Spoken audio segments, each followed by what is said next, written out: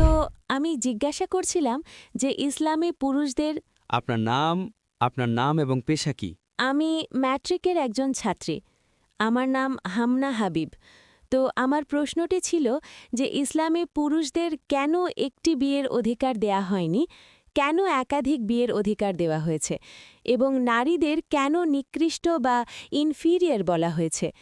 যেমন কোরআনে সাক্ষ্যের ক্ষেত্রে একজন পুরুষের সমান 2 জন নারী বলা হয়েছে, এমনটা কেন? একটি প্রশ্ন, দুটির মধ্যে থেকে একটি প্রশ্ন, প্রথমটি দ্বিতীয়টি। প্রথমটিই বলে দিন।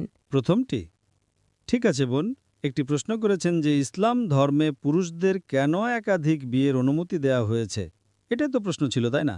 আপনি যদি অন্যান্য ধর্মের বইগুলো পড়েন, চাই বাইবেল পড়েন, বেদ পড়েন, গীতা পড়েন বা তালমুদ পড়েন, কোনো ধর্মীয় বইতেই লেখা নেই যে আপনি শুধুমাত্র একটি বিয়ে করবেন। একমাত্র কোরআনেই এমনটা লেখা আছে। কোরআন ছাড়া আপনি অন্য যে কোনো ধর্মীয় বই পড়েন, তা বাইবেল হোক, বেদ হোক, ভগবদ্গীতা হোক, উপনিষদ হোক বা তালমুদ হোক, কোরআন ব্যতীত অন্য কোনো বইতে লেখা নেই যে আপনি কেবল একটি বিয়ে করতে পারেন। কোরআনে লেখা আছে, সূরা নিসা সূরা নম্বর 4 আয়াত নম্বর 3-এ বলা হয়েছে যে তোমরা তোমাদের পছন্দমতো নারীদের বিয়ে করতে পারো, 2, 3 বা 4।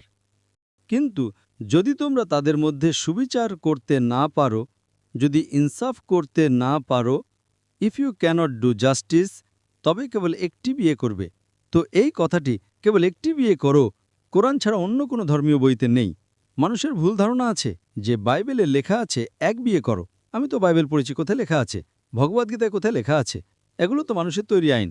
ভারতে 1954 সালের হিন্দু ম্যারেজ অ্যাক্টে লেখা আছে যে আপনি একটি বিয়ে করতে পারেন।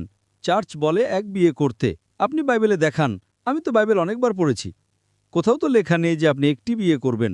কোরআনের সূরা নিসা সূরা নম্বর 4 আয়াত নম্বর 3-এ লেখা আছে, তোমরা তোমাদের পছন্দমতো নারীদের বিয়ে করতে পারো, 2, 3 বা 4। কিন্তু যদি তোমরা তাদের মধ্যে সুবিচার করতে না পারো তবে কেবল একটি বিয়ে করবে। তো এই কথাটি কেবল একটি বিয়ে করো কোরআন ছাড়া অন্য কোনো ধর্মীয় বইতে নেই। আপনি যদি রামায়ণ পড়েন, রামায়ণে রামলী বাবার একাধিক স্ত্রী ছিল। আপনি যদি মহাভারত পড়েন, কৃষ্ণের কতজন স্ত্রী ছিল? 4, 8, 10, 16,108 জন। শ্রীকৃষ্ণের মহাভারতে 16,108 জন স্ত্রী ছিল। আপনি বাইবেল পড়লে দেখবেন ইব্রাহিম আলাইহিসসালামের 3 জন স্ত্রী ছিল। সুলাইমান আলাইহিসসালামের 700 স্ত্রী ছিল।